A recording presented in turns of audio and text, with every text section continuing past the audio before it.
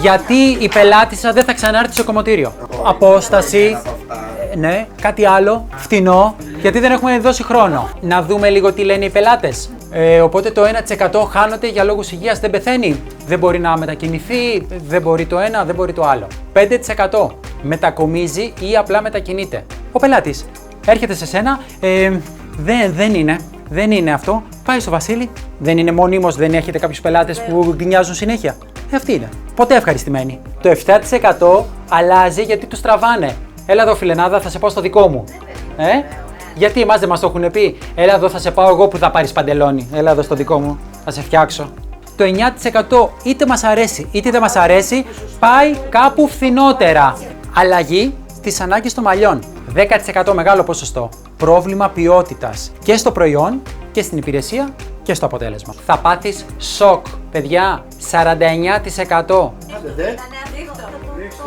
Σοκ.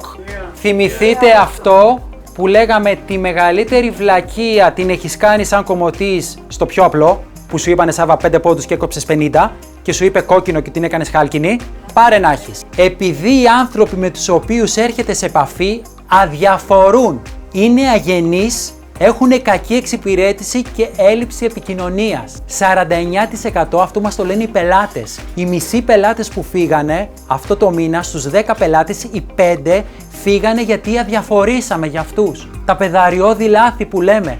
Ούτε το χρώμα είναι τραγικό γιατί κανένας δεν λέει για το αποτέλεσμα. Όταν ρωτάω κομμωτές και τους λέω, μπορείς να μου πεις γιατί έρχεται η πελάτησα στο κομμωτήριο? Η πελάτη στο κομμωτήριο γιατί έρχεται?